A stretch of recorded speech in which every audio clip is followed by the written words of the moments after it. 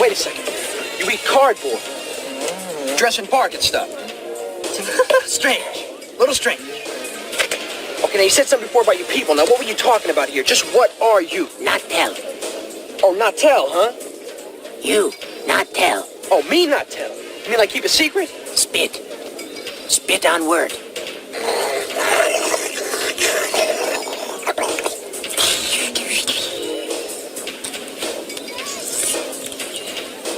It's very attractive. Spit. Look, hygienically, this is a bad idea. I gotta tell you that. Hello, listening gnomes. I am one of your hosts of Spin Posh Presents, Ryan Slewinski, but I'm not alone for this one, am I? Am I, Bartek? Are you there? No, you're not alone, Brian. We mixed it up for this intro, my little gnomes. So we're Spin Posh. Listening people, yeah. You have to understand, before we say, hello, listening people every week, we have a long period of silence where I, get into the game. I prepare. Into the game, yeah. and I've been gotten. Yeah, you've been got good. So why we're laughing so hard is because we are both Polish, and sorry, we are both Polish, and we always happen to be spitting and having some laughs. And we are doing our show Pictures Powwow, in which we talk about a movie that has come recommended. Obviously, I'm Go Ryan, and that's Go Bartek. And we are going to be talking about this as best as one can, because unfortunately, we're separated again, Bartek. You're in the Upworld, and I'm in the Downworld. I'm in the Gnome world. We're separated again. We're still in lockdown, so I would have loved to have seen your face here as we talk about the film that was recommended, which was... Which title do you want to go with, Bartek? Which one? Well, I think it will just answer your question to re-emphasize that I'm Bartek. Yep. Mm-hmm. So, the film that got recommended by you, our gnomes, was a film called Upworld, or its alternate title is A Gnome Named Gnorm, but Gnorm with a G in front of it, and as we learn in this feature film, yes, a feature film, the G is not silent in gnome or norm. Until Anthony Michael Hall says so. Until he yells it and says, no, we're going to not do that. And then the gag dies. Immediately dies. Dies on impact, yeah. So, Bartek, could you give the listening gnomes the usual kind of things that we say around this period of the show about the movie and all of that? I think we usually go into our history, but yes, this is a 1990, I think, film. Yeah. I think the trivia said it was filmed in 88, and for some reason they just couldn't release it for a while. Must have been too good. This film is from that era, so it's an 80s film right at the turn of the decade. And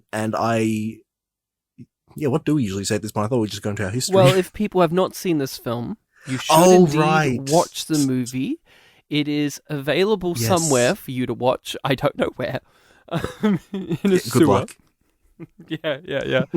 So go to your nearest police station and demand that Jerry Orbach gives you the gnome named Norm, and you may watch it, because we are going to be talking about spoilers about this film that has a very intricate plot. It has fantasy lore, and if you want to really dig into Upworld, then you should watch it yourself, because we're going to be talking about it. So, Bartek, you're saying it's from the late 80s, 90s. Do you remember who the director of this is? The name was Sam, I think? No. Stan Winston. Famous prop guy. Did Jurassic Park. And he did our film that we did a while back, Pumpkinhead. So we're revisiting Stan Winston's filmography in terms of direction. Usually he is a behind-the-scenes guy in other ways. Usually he does the props and practical effects for things. He's one of, if not the biggest legends of the film industry for that. So Stan Winston's Upworld, And that's also makes sense because this movie is a heavily prop-based movie where one of our leading characters is a puppet creature. No, not Anthony Michael Hall, but he does look like one, doesn't he? He looks cool with his backwards cap. So, Bartek, history with a gnome named Gnorm. This is not a film that I have heard of. In fact, when you told me the title last week, my mind immediately went to all those, like, relatively modern, like, animated gnome films. I thought this was going to be one of those. I completely missed the part where you said 1990, because those tend to be, like, 2000s, 2010s things. And even when I was looking this up on Netflix, which it wasn't on there, the very first recommendation was a film called, like, Gnome Alone. Yeah, a film classic. So I just thought, like, oh, Gnome, that seems to be like a kind of funny thing that's in kids' films, so that's probably what it's going to be.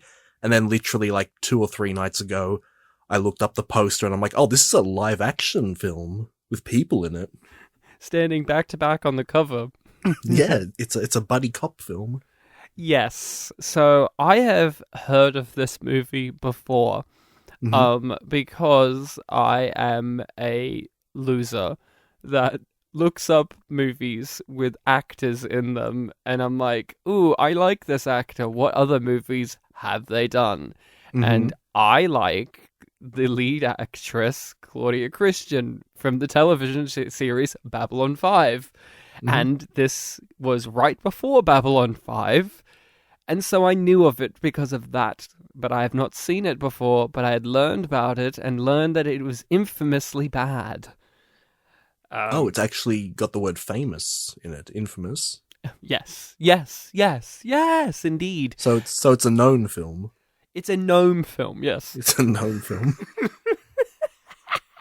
We're going to be doing a lot of that for this, aren't we? Yeah. So I knew it was coming as soon as I said known.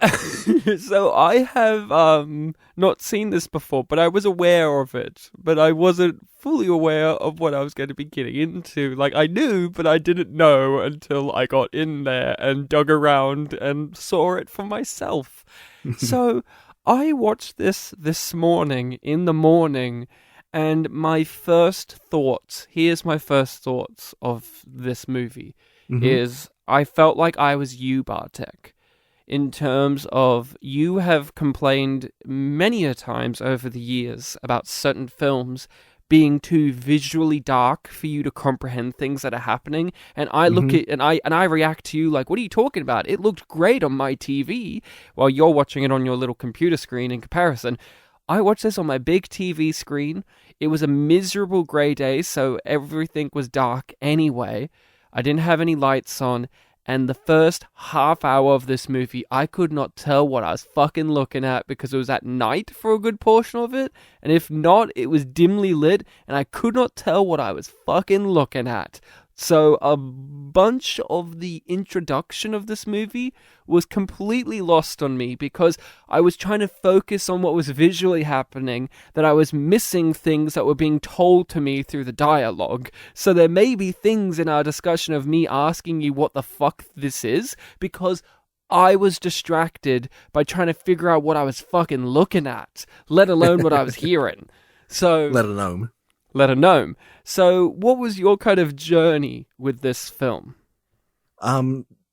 Definitely had a similar thing early on, especially in the park scene and the fight scene that Norm and our main character have at his house. But overall, I think after that point, I didn't really worry about it. In a very general sense with this film, I found it kind of nostalgic for our unappreciated masterpieces era, because this feels exactly like the type of film we would have watched on that. And I think even as I was watching this, I was thinking of like, oh, what are some things I would say about this film in unappreciated masterpieces, and just like having a little giggle to myself with that. But in terms of what the film literally is, yeah, it's, it's, how do I put it? Embarrassing? Embarrassing. I could see the decisions being made, and not to bring up unappreciated masterpieces again, I was thinking of one of your very first podcasting catchphrases of "somebody wrote this" a lot. Somebody wrote this. Yeah, somebody sat down and wrote this. Somebody sat down and wrote, strip him. Strip him. Somebody wrote this character. Somebody wrote this scene. Somebody looked at the script and said, finance it, please. Yes, so I agree. This film also has the benefit of, for us being people who have podcasted for a numerous amount of years, meaning we've covered hundreds of movies at this point, which is a bizarre concept to actually say out loud, but we have covered hundreds of movies. This movie felt like an epicenter for me because it had a director we've already covered the works of before with Stan Winston. We had a lead actress who I like from a TV show that I've grown up with and one that you've just started. And we've seen her in Meteor Apocalypse, a movie we covered.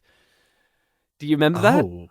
She was the wife, and my main complaint was I thought she was going to be in the movie. Yeah, it's coming back to me now. I know that with the mystery box, one of the running jokes there, it has been a while since we've done it, but like, oh, this person was in Babylon 5, so that was one of the earlier ones, I'd assume. So that's come back around.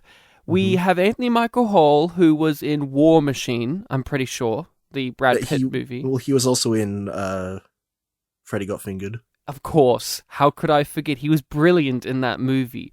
And we have a smattering of other things, like this is a weird kids movie in which it's like, who's this movie made for, though? Because it's clearly too mature for children. And the plot is too, like, bizarre for a child to engage with, but it's not appealing to adults either. So it was a perfect, and of course we have Jerry Orbach returning from his great days of facing off against Dolly Parton. Remember that? In Straight Talk? In Straight Talk. So we have a concoction with this movie of many things that we've been familiar with, whether they be people or tonal things or genre. So it did feel like I was comfortable and I was at home with this movie. Oh yeah, and it's also a buddy cop film with Robert Zadar in it. Oh yes, and Zadar is here. Yes, from Tango and Cash, and we haven't covered it, but let's not forget Samurai Cop. Samurai Cop, yep. Okay, that's my first fucking note. I messaged this to you, and you didn't reply, but my first fucking note is... It's the exact same for me. They have an actor called Robert Zadar, and the lead antagonist is called Zadar, but is played by a different actor, who's in fact the lead boss evil man, and his henchman is Robert Zadar, but Robert Zadar doesn't play Zadar. He plays Reggie. He plays Reggie. He has to be in scenes where they call the other guy Zadar in front of his fucking big chin. When they first mentioned the name Zadar, I'm like, oh, is Robert Zadar like just going by his name in this? That's interesting. No, it's nothing. That threw me. That threw me more than the fucking gnome at the beginning. That threw me for a fucking loop. I was so like, why are they doing this? Why are they doing this? I kept saying that. Why are they doing this? And there's no answer for it. And here's an even bigger thing. Why the fuck is Robert Zadar in this movie to begin with? His character is purposeless. Yeah, I didn't think his ending was the ending of his time in the film. By the logic of the movie, he is dead, by the way. Yeah. We never see him again, and where he's left off is he's been fatally injured and left to freeze to death in an abandoned area. So the film doesn't clarify, and this is a film where they do literally kill people. Again, who's this for? When you watch this, you obviously didn't know anything about it. No. So when you said that you looked up and you saw the buddy cop thing, that must have put something in your brain, right? Yeah, the poster of like, oh, Anthony Michael Hall standing there back to back with this little gnome, buddy cop. So what was this movie like for you watching it? Well, like I said, it was this kind of thing of like when things were happening, like, these Hollywood cliches, I was seeing like the writers putting it down, being like, oh, okay, at this point in the film, they're not getting along, and then they're gonna have moments where, one kind of breaks down in front of the other and they start to like find meaning. with each other. So it was very much just going through a lot of those motions and being like, oh, yep, I see where this is going. And then you just have like, the weird, bizarre things of somebody wrote this that we wouldn't be expecting that just kind of throws you for a loop. So in a way, it was this kind of somewhat cookie cutter film that would surprise you at times, I guess. Yeah. I found myself bored until I wasn't. That's the great way to describe it. I'm like, oh, this is boring, tired. But then Gnome would bite the arse cheeks of the antagonist and then give him a reach around while doing so. And then I'll be like, okay, you know what? You fucking got me. And here's something I said. You know that phrase I used to use all the time, which is somebody wrote this. I kept writing in my notes, Stan Winston directed this. That's what I kept writing. Like, Stan fucking Winston directed this. Like, he already did Pumpkinhead by this point, a film that we've covered and we thought was fairly decent. Not perfect, but it had its... It's not this. That's the thing it isn't. It's not fucking A Gnome Named Gnorm. Yeah, it was the practice round for A Gnome Named Gnorm. It was a warm-up. It was a warm-up. Okay, what is your relationship with Anthony Michael Hall as an actor? I've seen him in some of those 80s films, The Breakfast Club most particularly. 16 Candles? I've seen 16 Candles, but only once forever ago, so I can't quite remember him. He was in that. Was he in Weird Science as well? Pretty sure. Yeah, I've seen those 3 films. I've obviously seen Freddy Got Fingered. I completely forgot that he was in War Machine, but basically, yeah, I still kind of think of him as like, oh yeah, he was that nerd from The Breakfast Club, but then I remember like, oh wait, he's actually like really tall and like doesn't really look like a nerd, so when he pops up, I kind of have like that kind of dissonance in my head. What did you think of him in this film? Because this is him more as an adult, like he's still a young person, but we're familiar with him film-wise as a teen. Even though we've seen Freddy Got Fingered and War Machine, because of his roles in iconic 80s movies, he's a teen in those. What was it like to see him in this as an adult, and what did you think of him as this type of character? Well, similar to what I was saying way back when we did the episode on Bedazzled, like where at the beginning that character is playing a little too into, what he is in the status quo of the world. At the beginning of this film, this adult man, Anthony Michael Hall, is playing into this very childlike police officer role with his like backwards cap and, very informal attitude, and he's the kind of the joke of the station. And then you understand what that character is just by looking at that, even though it is kind of, embarrassing. But then once he meets Norm, he kind of has to play the straight man in a lot of the scenes, so it gives you this kind of dissonance again. He's the master of dissonance, it seems, for me. He's my main complaint, oddly enough. I thought he was terribly miscast. I am not that familiar with his work from the 80s. I have not seen 16 Candles, and I do not like Breakfast Club at all. I don't hate it, but I don't like it, and I don't really remember him in it, if I'm honest. I know he's in it. Don't at me, people. I know he's fucking in the movie. And I even forgot he was in Freddy Got Fingered and War Machine. It was only brought up because people would bring it up, like, oh, that, like you or Rachel or so on and so forth would bring up, oh, that's Anthony Michael Hall, and it was always treated like, Anthony Michael Hall, and I'm like, he means nothing to me. So the idea of him being this nebbish nerdy type didn't affect me when watching this because I'm not familiar with him being that type anyway. But what I did feel was miscast in this. I did not buy him as this smart aleck, quirky, renegade, rogue cop guy who's like a young guy. I didn't buy that for a second. Who I did buy was Claudia Christian as the no-nonsense female partner. I bought Jerry Orbach as the police chief who's corrupt. I bought the was it Kaminsky? As the rival guy. The rival guy. I bought all of those people as the cops in the office, in the station. Did not buy Anthony Michael Hall, and one of the things that I didn't buy about him was he was never charming in any way to me. He was never, ever charismatic as this character. And that's something you need to have with these type of roles. We've spoke about this with Joseph Gordon-Levitt, for instance, in Brick. He's playing a noir detective type, and although his character's weird, he had a level of charisma about him in which you understood why people tolerated him, right? Mm-hmm. Even though he's playing a very quiet, subdued, weirdo role. Here, Anthony Michael Hall, there's no charisma to him for me to buy that he's this type of cop.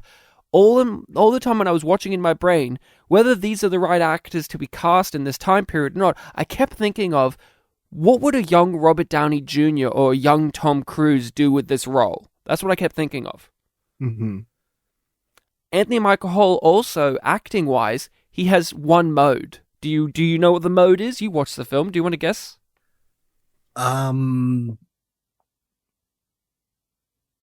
You'd have to give me the word. Shouting. That's his mode. Shouting. He just shouts the whole time. He's just shouting all the time. That's all he does in the movie, is just scream and shout and yell. That's all he does. Like, for the first 45 minutes, I think he barely has a line that isn't a raised voice, if I'm honest with you. I don't think so. I think maybe one or two, but most of the time he's yelling. Was he? He really was. He really, really was. 'Cause, like, when he first walks in, and like with the backwards cap or whatever, and he yells his line out. He's like, "Hey, I'm here," blah blah blah blah blah. And then when he's with Gnorm, all he's doing is fucking shouting, because Gnorm is this freaky creature, and he's treating it like Gnorm doesn't understand English, even though later, when he does find out he does understand English, he still treats it like he's this foreign person that he has to yell his lines at. And that may also come down to the fact that he's acting against a puppet, and he doesn't know how now to. That you mention it, yeah. But a lot of his lines are yelling, and here's how you can pinpoint this too. Jerry Orbach in the movie, he does yelling too, but it's punctuated by the fact that he wasn't shouting or yelling for a good majority of the time. So when he did, it's memorable. But I can understand you not having noticed, because he is at this one note, Anthony Michael Hall, for the whole movie, that once you're done, you had surrendered to it. Yeah, you get used to it. But I assure you, if you, after this, go back and watch the first 10 to 15 minutes of him in it, because it takes a little while for him to get in there, he's yelling a lot. He's just shouting, yelling, and being loud. He's never, he's rarely quiet. And it's a non-dynamic performance. And for this type of character, you really did need someone with a dynamic charisma and range. And it wasn't Anthony Michael Hall, I'll tell you that. Yeah, now that you mention all this, whenever I think of characters talking about his character, like the various police officers and stuff, it very much did feel like I was taking their word for it. Like the chief would mention, like, "Oh, I am fond of him. He's a good guy, but I can't do this." And it was just like, "Oh, so what do you like about him?" Because there were some hints that he had a successful thing in the past. And they didn't really get into that or anything. Tell me this: why is Claudia Christian into him other than the film says so? What does she like about him, and why does she kiss him at the end? Yeah, that's another one of those things of like, these characters know who this character is, and they're trying to communicate it, but we're just not getting it. We're not getting the specifics of it. And like you said, it takes him a little while to enter the film. It is at least I think 5 to 7 minutes. Yeah. We're being introduced to characters in that time, and it does really feel like, okay, we're getting to know these characters. They're going to be important main characters, especially her. Like, she's his partner in this buddy cop film. We're learning about her before we ever see this guy. And then for the rest of the film, she's just, "Oh, you told me this thing, but I don't see this thing you're talking about." Until the end, where everyone just knows about Norm and it moves on from that. And here's the thing with a buddy cop dynamic, and we've talked about this, where Tango and Cash fell down this exact same problem. What does Norm offer as a difference to Anthony Michael Hall? Because both of them are morally degenerate people, right? While Lethal Weapon, You have Mel Gibson's this crazy renegade who's like willing to go crazy and break the rules. Well, Danny Glover's an old cop who's sick and tired of it, but he's a pro. Like he's an older cop who goes by the books for the most part, right? There's the dynamic already there. Yeah? Mm-hmm. Yep. Well, it's like Anthony Michael Hall is a smart aleck who hits on every female he comes across and is lazy. While Norm is a lying prick who's a pervert. They don't really offer anything to one another in these dynamics. Like, what does Norm teach Anthony Michael Hall? He teaches him that he is a giant and he is good size. There you go, that's it. No, he teaches him you gotta kiss her. That's it. You just gotta force yourself onto women more. That's it. That's all Norm really offers. He offers his style, because we know that Norm is very stylish in this film. Oh, yeah, and he makes you go to sleep easily. Yes, and all his friends call him the lowrider. Okay. Real talk now. We're the Contrarians podcast. We've left the Contrarians corner. Now we're in real talk. The puppet. What did you think? Remember, this is by the best prop guy in the fucking biz. Even now he's still considered the best. What do you think? I liked that it always seemed to be kind of smiling or smug. Even when it was sad, it still kind of looked like that. Like, obviously the body language of the puppet kind of worked against that, but that face just makes me laugh. And I know we're talking about the puppet, but the very, very ending of this film, just before the credits hit, The thumbs up. That was the laugh of the film for me. The fact that it zoomed in on that face and faded to black. I'll give you that. It was almost as good as the cutting class freeze frame at the end, where he's like, "I hope you haven't been cutting class," and then it zooms in on Martin Mull's face. That one was more witty, yeah. This one had a puppet. And more expected, too, in cutting class for that type of movie. Okay. The puppet's hideous. I hated looking at it. Every time he spoke, his face would crumple in weird directions because the hand is inside of it. I really did not want to see it naked, but apparently Stan Winston said you should see its butt and the back of its sack. So, thanks, Stan? Yeah, and Sam, look, I think you kind of messed up. I think you were trying to go for like an erection joke, but you need some sort of visual to indicate that. Boy, it was a hideous thing. And here's the thing. Did it even need to be a puppet? Did it? Did this film benefit from this being a puppet? Do you think Sam Winston would have it any other way? I think Stan Winston would not have it any other way. I think he needs it to be a puppet. While I think the film needed for it to be a little person with makeup on. The Leprechaun movies have shown that is successful and easy. And Leprechaun, that's right, yep. With I'm forgetting Warwick the actor's name. Davis? Yeah, Warwick Davis. Yeah. See, and those are successful movies. Like, how many of those are there? I honestly think that this film may have benefited from that more because it's a hideous puppet, and you never not think it's a puppet. You never stop thinking about it being a puppet. While in movies like Labyrinth or even Dark Crystal, yeah, you're aware that they're puppets, but you're bought into the story and the world where you don't give a shit that David Bowie is singing to a bunch of puppets, right? You don't care, you're bought in, but I constantly kept thinking about that this is a puppet, meaning I was never bought into the scenario. I was always taken out. Do you think it might have been because of the eye design? Because the eyes are kind of very humanistic, and the fact that they're not really all that animated or... And the face. Change all that. And the face, yeah. But when I think of... I haven't seen Labyrinth or anything, but I think I have seen footage of it. And weren't a lot of the puppets like just kind of had like darkish... darkness around where their eyes were, so you don't really see that? Yeah, but also... It's the tone, I guess, too. Because also in this movie... Like, he throws the puppet around all the time. And it's just like a ragdoll puppet. Oh, yeah. There were very limp moments. and the way that the camera frames things, I just kept thinking, this doesn't need to be a puppet. Also, it's hideous to look at. And also, I'm sorry, I've got to say it, it's a gnome. And yet at no point did I ever remember that it's a gnome. Even though I know it's the movie and the movie says it, I look at him and I don't think gnome. Like, do you think the movie should have made him look like the traditional gnomes that we are familiar with? Or are you familiar with this type of gnome?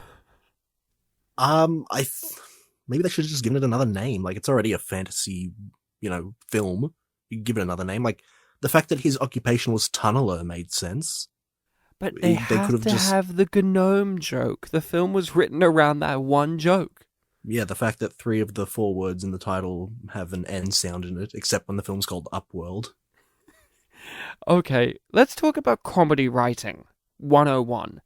Mm-hmm. When they did actually, it's Gnome and my name is Gnorm, and then he said a few other things with the G in front of it, I had 2 strong reactions. One of them was, oh no, please no. No. I grew up in the era of Jar Jar Binks. I don't need some fucking annoying verbal tick from a character. Right? I don't know if you had that reaction at all, but I did. And the second was, I was infuriated that they actually stomped that joke into the ground before it even got started. Because I'm like, well, what was even the point of introducing it? They did nothing with it. They could have made this into like an Abbott and Costello bit between the two of them, but they immediately Anthony Michael Hall just shouts it down, and then that's the end of it. That was my reactions to it. What about you? I don't really have much of an aversion to like verbal tics and stuff like that, but when the film, did kind of just stomp it into the ground and said, no, we're not doing that, I kind of was like, all right, yeah, sure, fine, do whatever you want. Yeah. Well, it wasn't like a huge laugh or anything like that for me, but it was like, oh, okay, I thought they would be doing that, but they're not. What was some of the other big laugh out loud moments, and were they from any intentional jokes? I've already told you my big laugh out loud moment. I don't really think I had all that many other than like, the little someone wrote this stuff. Okay. Which, So if we were going to get into that, the beach scene was the big one.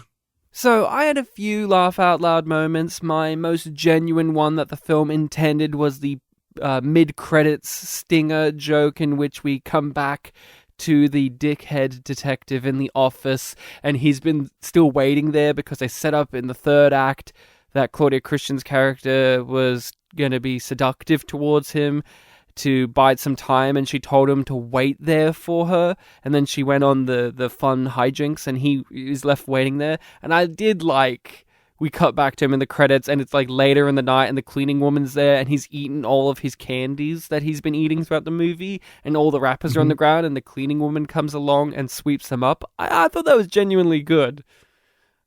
I definitely thought that was going to be paid off in that kind of way, and to its credit, even though I was expecting it, I did like all the little touches of like the cleaning lady and it being in the middle of the night.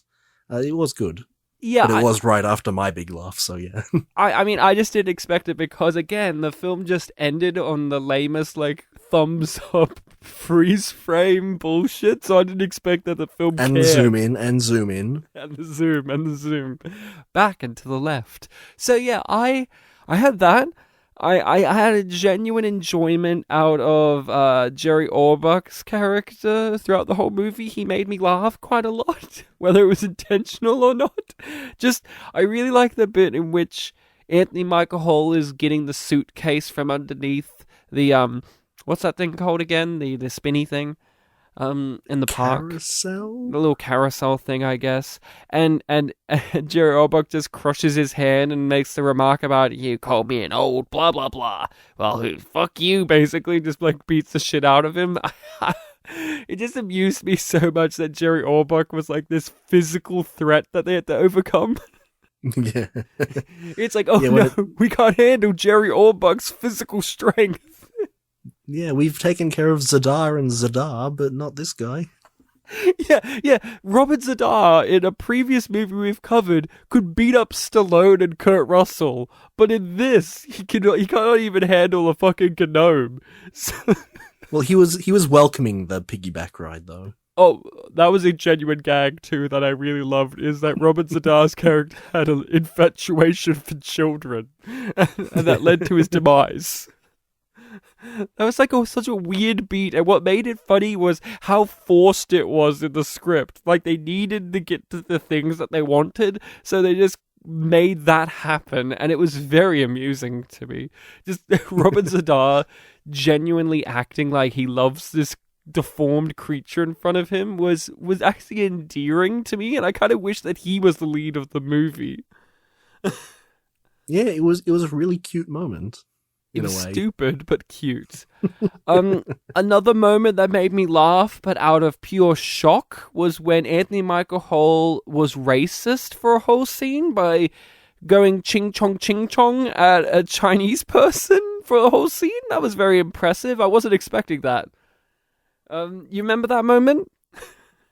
There was something like that, wasn't there? When he what was the context? Meets Robert Zadar in the place where they have the thing, and it's owned by this Asian store owner, and he goes like, Chan, blah, blah, blah, I just talked to your brother Ching and his brother Chong, and then just went on. And I said, oh no, racism, the last thing I was expecting.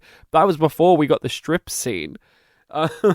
So little did I know that the boundaries were yet to be broken. Yeah, it was such a, like, almost purposeless use of racism, too, because I get the joke was like, oh, I'm going to pretend that I am meant to be here and to cut in. Oh, you're here, let's talk. But, yeah, I don't know. He could have complained about his meat or something, or whatever it was. I thought the big, genuine gag that I thought you would have mentioned is the dead body joke that they did, where he was driving the hearse, and he crashes the hearse, and then there's a stand-up by who's like trying to revive the corpse because he doesn't know, and he's like doing CPR on it. Fairly dark humor for what is a kids movie. Yeah, it was a funny but very little moment, I suppose. Yeah, the fact that he completely responded to that without dialogue, that kind of was all right. Yeah, I mean, I've rarely seen intense car chase scenes in which a hero is driving a hearse with a dead body in it. I haven't seen a moment like that since Ford Fairlane, so that was interesting. That was like something that they actually, like, that was one of the things where there was a comedic build-up to it, where, like, yeah, he's stealing this car, but, he didn't realize that the guy really didn't want him to steal the car because he had a fucking corpse in the back, and, it's a hearse, and it's like a Jewish funeral, apparently. You had all these cars, and you cut to these old Jewish couple. They're like, "Oy vey, what's going on?" We had the moment where Norm was shocked that we put dead people inside coffins. Yeah, he was disgusted by that. Yet he didn't know that. He reacted like that was new information for a guy who digs underneath the ground. I thought he would have encountered this already. Maybe he's never opened a coffin. Yeah, but I guess you got me, okay? The film's lore makes sense now. I take back any criticism I had of it. I thought you actually made a pretty good point. I didn't want to shut you down that hard. You shut it down. Shut it down, baby. Okay, let's talk about the what the fuck moments. I've already mentioned a couple, but what are some of the highlights for you? I've already mentioned a few times, but that beach scene where it was just this like, okay, so who is this film made for kind of moment of like, because nothing really happens in that what's scene. the setup for this? So it's roughly at the point where Gnorm is all right with sticking by Anthony Michael Hall's side. Like, he's not handcuffed anymore. He's going to stick around and they're going to resolve the plot of the film together. And they've gone to a beach to try and find, actor Zadar to Reggie to follow up on a lead. And as they're going to leave the scene, Gnorm does his magical little yawning that makes people want to fall asleep to Anthony Michael Hall. And this is so that he can fulfill the desire he has at the moment, which is to put on sunglasses and walk to the right of a frame that is following him while people in the background respond to him, and the song in the background is like, "All my friends know the low yeah, rider." they got a real song in the movie. That was weird too. So he's walking, he's being cool, but he's not like showing off or anything. He's kind of out of the kids are pointing at him and saying, "Look at that, Mom," and the mom's like, "It's hideous." I just want to really highlight, I can't remember that song's name, but did it throw you for a loop that when they played that, it reminded you that there's been no pop songs in the movie until that exact moment? It's pretty crazy, right? Or at least none that I can remember. That is a good point. Well, yeah, was there an opening credits song? No, there wasn't. It was just a scene in the underground darkness. Usually, like, normal kind of orchestral, whatever theme that the movies uses, but like, it didn't have any like pop songs until that moment, and you're like, what the fuck? Where did this come from? Yeah, and then after that, it used it like once or twice more. Well, they bought the rights to it so they could use it. So they're going to fucking use that song, Bartek, because they bought the license to it. So they're going to play it in its entirety a few more times. So fuck you. Look, That's the only song you're going to get. And you're going to get it 3 or 4 times. So fuck off. That's the song you're going to get. Look, I would have done the same, yeah. If I'm not a rich guy. If I had a song right, I'd use it. Yeah, so he doesn't really have a purpose in that scene. He's not trying to show off. He's not trying to impress someone. He's just walking and existing. And then you have this like kind of sentimental, like looking at the ocean sunset moment, and then he's just back in the car. I thought he was on his way to I thought he was on his way to confront Zadar, Robert Zadar, because he put Anthony and Michael Hall to sleep. We keep cutting back to Robert Zadar lifting weights and stuff at the beach, and you're thinking, oh, okay, these two are gonna encounter one another, but then it doesn't, because they need the scene in which Robert Zadar thinks it's a small child that then you know what I'm saying? Mm-hmm. So they on purposely nerf the scene at the beach so that they can have this other scene make sense. Yeah, and you had I completely forgot about this until just now, but the fake out with the gun. Oh yeah, where he wakes Anthony and Michael Hall up with the gun. Yeah, it's like, oh shit, Robert Zadar's found him, but no, it's just Norm. Did you fall for that? Because the hand holding the gun was clearly a puppet hand. That's why I didn't fall for that. I didn't quite notice that. No, obviously I'm more of an observant viewer when it comes to these things. I'm always looking if there's puppet hands or human hands. Okay, we got to talk about we've danced around it. We've got to talk about the stripping scene. What the fuck was that? What the fuck was that? Please tell me what you thought about it and what it is. Why is it there? What the fuck? There's one bit of context we have to give about the plot of this film. Norm's motivation in this film is that he wants to take this special little ball orb thing up to the Upworld, which is our surface world, and have it absorb sunlight so that he can become a worthy warrior class gnome. And obviously a big part of this film is the fact that the villains have this orb, because they took it from Anthony Michael Hall, who picked it up. And so Norm's main motivation is, hey, I'll help you solve this, police thing, but I need to get that ball back. That's what I'm in this for.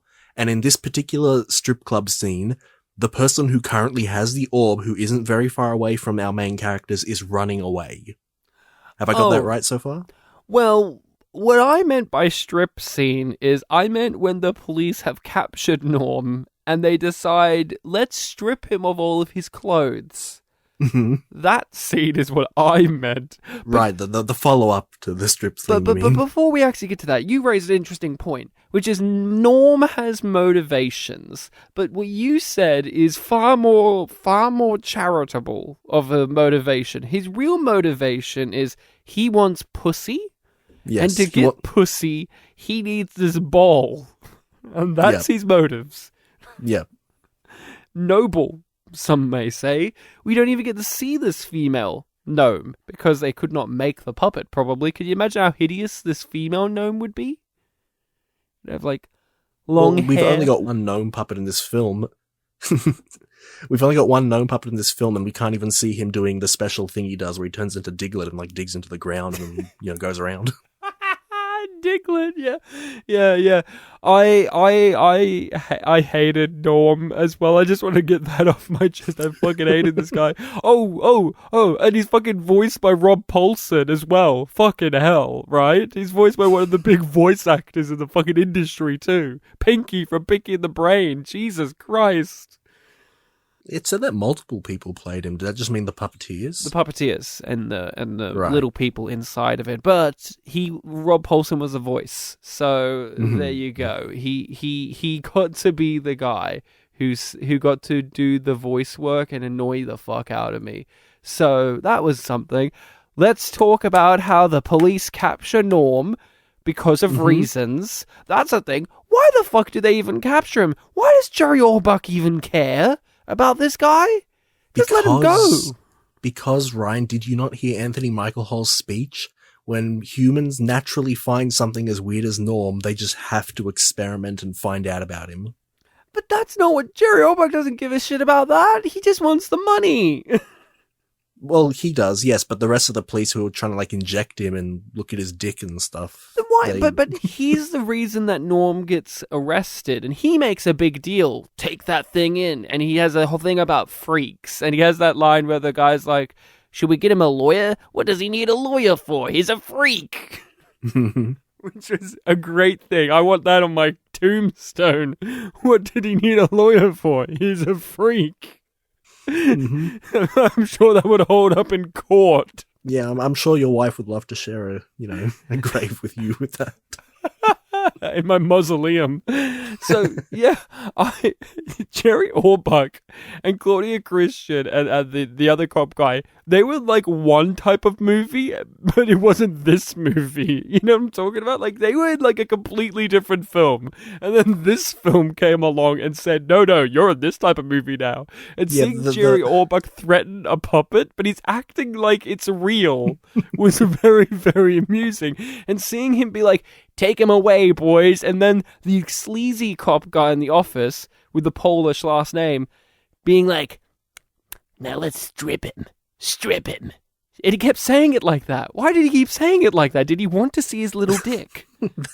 That cop, seriously, like you just said, they were all in another film. This guy is in he's in many other films with trying to be many different characters. Like he's trying to be the bully character, the falling down like dickhead. He's trying in Starsky and Hutch. Yeah, he also wants. Movies. Yeah, he also wants to like bring down the main character and like disgrace him. And it's just like he wants to get the girl. Like he wants to get the girl, and he's also the dumb guy who'll fall for weight here. Yeah. And also, he's the guy who's like, strip him of his clothes. This is like one of the weirdest things, right? Because we all make jokes about like, oh, wouldn't it be funny if in one of these kids' movies with puppets, the puppets got their dick out or something or other, right? Like, isn't that the whole fucking plot of that I can't remember what it was called. It was like the murders, the Happy Time murders. Yeah, right? yeah, that's what I was thinking. The whole pitch of it is like, what if Sesame Street and the Muppets got sexy and gross? And that's what Crank Yankers did too, and so many other things in Avenue Q. But rarely do you actually ever see one of these actual proper things that are made for children do that. And then this film does that. I mean, we don't see his dick, but we see his balls from behind, and we see his butt cheeks, his ass. What did you think of that moment when it happened? It was just one of those things of like, oh, yep, they're doing this, kind of gross outy, immature thing because it's a gag, but they're framing it as like, oh, they're experimenting on him. So, yeah, I don't know. They tried doing like an erection joke, but they didn't really have a visual thing. It was just all kind of reactions. Well, that was the visual thing. The reaction from Claudia Christian being like, oh. Look, we needed the sound effect like whoop, like a kind of raising sound effect. Well, we needed the voice actor to be like whatever made up word they used for penis. He needed to go like, whatever word. Let's make up a word. My yin gong, right? My ging gong has gone hard. Like, that's what he needed to say, right? Yeah, you're starting to sound a bit racist. He was racist. He kept calling, what was the word for breasts? He kept saying it. It sounded like some indigenous word. It was very weird. It was something that sounded like hoo-has. There was like some double O's. Pawpaws or whatever they were. And I was like, stop saying that. Here's something too, not to objectify Claudia Christian. She's a very attractive lady. I like her very much. But there was this one scene where he was looking at her ass, and the shot was like this very unflattering shot where she has like the flattest ass, and he was reacting like, oh, and I'm like, there's nothing there, you fucking idiot. Ryan, you've forgotten something. He's good size, but they're large. They're Make giant. her toes curl. Slug lips. That's the end of the movie. That's the end of the movie. And zoom in. Zoom in on the toes. When they showed his butt cheeks, and you saw that they also made testicles so that you could see it between his legs, I thought of Tommy Wiseau. I thought of Neil Breen. I thought, this is the puppet version of those fucking freaks. And I wanted to die when I saw that. This is the same movie where, like, a few scenes earlier, they killed Robin Zadar by putting a metal hook into his anus. Like, yeah. Of course they put this in here. Who's this for? Who's this for, Bartek? Do you know? If you watched this as a kid, what would you have thought of it, do you think? That's a good question. Like, your mum leaves you to sit down and she's like, okay, Bartek, bye-bye, now you go watch a Gnome Named Gnorm. Yeah, well, if this was before I was in school, then I'd probably be struggling with the language. So dude, maybe... I speak the language. I was struggling. Yeah, but I'd be actively learning from it, though. Could you imagine if this is how you learned English? This is the film where you come in the podcast and say, my history with this film, Ryan, is that it taught me English. And then when I go to work, they'll give me a biology class, and I'd just talk about, like, the hoo-has and stuff. Well, you see, in the Upworld, you guys. Oh, okay, another moment that I loved to bits. I thought this was great. I was like, what fucking film are we in again? I was like, where did we go? Where did the car drive off to? Because, again, this should be simple. This should be a simple cop buddy film. We have a little creature guy who's like, look at me, I'm cute. But he's like this freaky, ugly thing who's digging around and all of that. But we don't see it digging around. I lost my shit when Jerry Orbach is just one-on-one talking with him and letting him know his plan. Why does this fucking creature need to know his plan? Why is he telling him this? Like, the creature doesn't have any investment in this plan of his. But he's telling it because we, the audience, need to fucking know why he's evil. Well, we know he's evil because he kept dissing that one police officer who was trying to say, hey, look, Diglett's messing around on the ground. Yeah. I also liked with the Jerry Orbach scene when he's about to shoot Gnorm and then they storm in and he puts it back down. It's like, why are you trying to build serious tension here in the same movie in which Gnorm is, like, trying to grope women's breasts and shit? Like, I don't know what the movie wanted me to feel. Like, does this want to be a serious, gritty cop thing? Does this want to be, like, a goofy thing? Does this want to be, like, a fantasy thing? Does this want to be, like, an adult comedy? I don't know. Does this want to be a kid's film? I don't know, but I love that it tried to be all of it all at once. And Jerry Orbach delivering a grade A performance as he usually did. And he was my favorite aspect because I kept thinking, what was he thinking when he was doing this? Was he thinking that this was going to be a good project? Or was he thinking, my career is dead? I want to be inside of his brain when he was doing those scenes. That's what I kept thinking about. He was thinking, this is the next Godfather. This is another paycheck. That's what he was thinking. Real thing. The film is so poorly established to me because of the darkness at the beginning, the visualness, that I lost track. Halfway through the movie, I saw Jerry Orbach and I went, hey, is he wearing a hearing aid? Huh. And no joke, I paused the movie and I looked up Jerry Orbach to be like, does he wear a hearing aid in most things? Because I was thinking, it's weird that this movie, because this is how poorly poorly done the opening act is engaging me. I said to myself, surely they would have mentioned that he wears a hearing aid at some point. They wouldn't just have the chief of police have a hearing aid and not mention it. Maybe the actor wears a hearing aid. That's how great this film is. I had to do some extra research. And then the film's like, no, the plot device is the screaming sound was his hearing aid. I'm like, oh, okay. All right, I'll take your word for it, film. You got me. Like, got you. It got me. Got-y. Any other highlight moments or anything else you want to talk about with this? I know, it's tough to narrow it all down. I don't know. I mean, it does a lot of, cliches. Like, when we have all the scenes with Anthony Michael Hall where he's trying to talk to Officer Samantha, whatever her name is.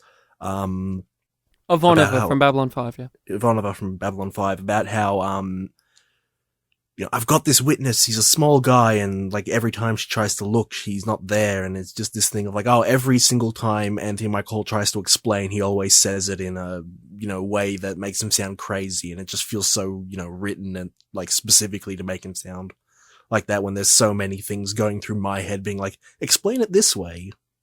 It'd make you sound a little less crazy, maybe. Yeah. Yeah. It was one of those, like, little frustrating experiences. There was one frustrating thing. They literally had a Chekhov's gun, and they didn't use it. Mm. Do you know what I'm talking about here? Where, at the beginning, they set up Anthony Michael Hall and his gun. Yeah. And then at the end, Jerry Orbach is like, ha ha ha. I think I was thinking the exact same thing. Ha ha ha. I've one-upped you. I'm going to kill you with your own gun. And you being the viewer, you're like, oh, I remember that at the beginning they said he never loads his gun anyway.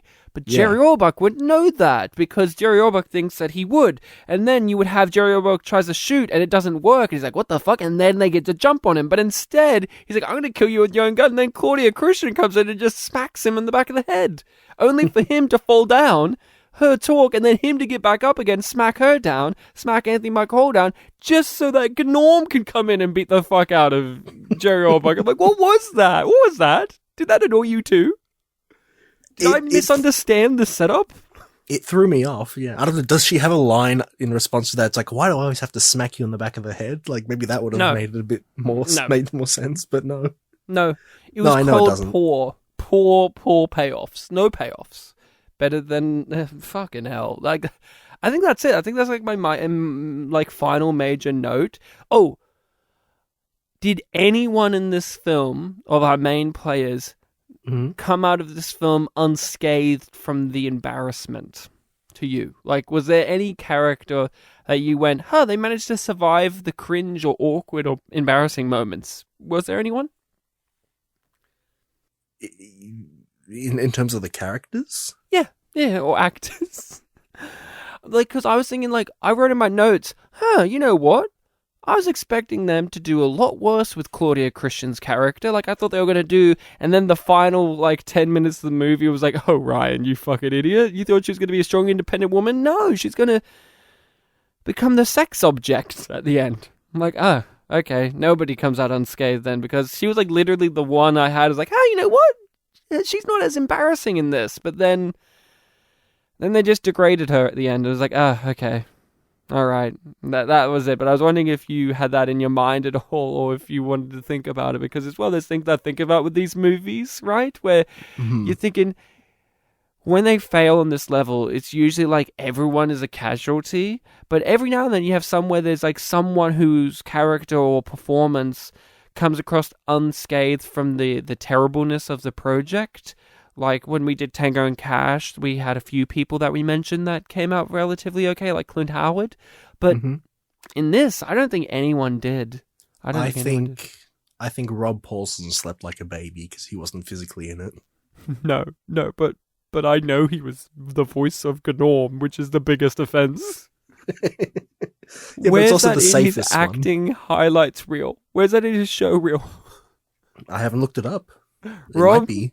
If I go to a convention and you're there, I'm asking you Gnorm questions all the time. That's all I'm going to be asking. They're going to have to drag me from that fucking microphone because I'll hog it and be like, Gnorm. Do you remember and he's that? going to be like, look, I just want to talk about my cameo and demo reel. No, we're talking about Gnorm, you go fuck. And then you say, oh, sorry, it's also known as Upworld. And he's like, oh, that film. Oh, that's my favorite film. So when I was a young voice actor, at the height of my career, I did that film for some reason. Because Stan Winston's a good friend. That's probably why. Robert Zadar was in it. He was in my favorite film, Tango and Cash. Yeah, and Samurai Cop actually was his favorite film.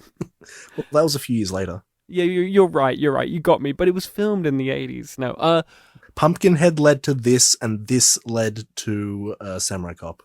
yeah, I will leave on this note of, I would be remiss if I didn't mention it, but the dickhead cop guy, I kept looking at him like, who is this guy? I know this guy. And I looked him up, and he's in a ton of stuff. At the moment, he was in Preacher as God, which, hey, good for him, he got to play God. But I know him from a singular episode of Star Trek Voyager. And it's a really good episode, Counterpoint, in which Janeway is kind of a really interesting dynamic with his character. It's like a romantic episode, but it's also a hostile episode. Like he's pretty much like he's an antagonistic figure who's taken over the ship, but him and Janeway kind of like each other on an intellectual level and like a kind of romantic level, but he's a bad guy. And it's that actress, Kate Mulgrew's favorite episode of Voyager, and she talks very highly about what a great actor he is, and he is really great in that episode. And I was looking at him in this, being like, I've seen you not be a goofy dickhead in something, and it was Voyager. So I just want to mention that we also know that with projects like this, with Hollywood people, it is good to note that we know that all of these people can act. So it is just a matter of the script and the production behind the scenes letting them down. Because at the end of it, all I can say is confidently that I think Jerry Orbach is the one who shows himself to be the strongest actor in no matter what material, because I thought he was genuinely good in this. Not just in an ironic sense, I thought he was a genuinely good performance in this. Don't know if you felt the same. No, I can agree to that. I definitely bought him as like a police chief. Yeah, and a villainous one too. I was even kind of a little bit surprised when he turned out to be the villain, if I'm honest. Yeah. Yeah, he killed the real Zadar. Yeah. Not the real life Zadar. No, that guy died in a different way, yeah. Yes. Who we haven't talked much about, but sure. Oh, the villain Zadar? Well, he wasn't that interesting, if I'm honest. Yeah. He was just a guy with accent. Yeah, and the name Zadar. Which is just such a bizarre choice. It also was a bizarre choice that the captain's name was Stan Walston, and the director's name is Stan Winston. Yeah, the name thing threw me off as well. At the beginning of this episode, when you asked me if I remembered what the director's name was, I was literally like, kind of taken aback because I didn't want to accidentally say the captain's name. It's so weird. It's like this film's filled to the brim with all of these weird little things. And it's like, the name thing, who was that pleasing? Like, was it just pleasing Stan Winston to call the other guy Zadar? And it was pleasing Stan Winston that the captain's name sounded almost like his? Because to an audience who is familiar with these people making the film and in it, it is very distracting. It is very distracting. Even though, like, for you, Bartek, if it wasn't for Tango and Cash, you wouldn't know that Robert Zadar was not playing a character called Zadar. So, in a way, Tango and Cash ruined this film for you on another level. Yeah, that's true. It would have been like if the rival cop guy was named like D'Anthony Michael Ball or something. Yeah. So I think that's all we have to say about Upworld and a gnome named Gnorm, or a gnome named Gnorm. The film ends like every great film does, with a freeze frame and a zoom in on a creature giving a thumbs up to a guy sexually molesting a woman. Great. I mean, it's fine. She wanted it, evidently. It made her toes curl, slug lips. So do we recommend the film? Of course. I recommend it 110%. It's boring in parts, and aggravating, but then it will punch you with something and be like, "Oof, okay, I didn't expect that. You got me." And it's worth it for that amusement alone. Yeah, yeah. I think it's weird enough to at least check out. Yeah, yeah. Well, Bartek, are you going to recommend us a movie that's worth checking out for the next episode? Yes, it's time for me to recommend a film for next week. And I'm going to continue the trend that we've been going on of doing films who have directors that we've covered in the past. We had that, with Brick, and then with your film Drive, and then this one with Stan Winston. Stan Winston, not Sam. And similar to the episode that you did with that we did on Drive, that was very much a case of me coming back to a film from a previous director I wasn't too into, but it was one that you said, this one's better suited for you, so maybe you'll like it a bit more. And that's kind of what I'm going for with my recommendation. The director is Farah Khan, who previously did Main Hunna, if you remember that one. Of course I remember that. Classic film. This next film that she did is a 2007 film called Om Shanti Om, and it also stars the main actor Shah Rukh Khan. And yeah, that's the film for next week. It's from 2007. It's on Netflix, so good. You can easily access it. But one thing that I would say about the Netflix copy is do not read the description of the film, because for some reason it just took... No, I think that one's called Zero. Okay, I'll go in blind like a baby. Or at least just don't read the Netflix one, because it just talks about the second half. It's like, oh, that's a spoiler. Oh, that's a weird thing to do. How long is this one? I think it's around the same as Main Hunna. So 15 hours, okay.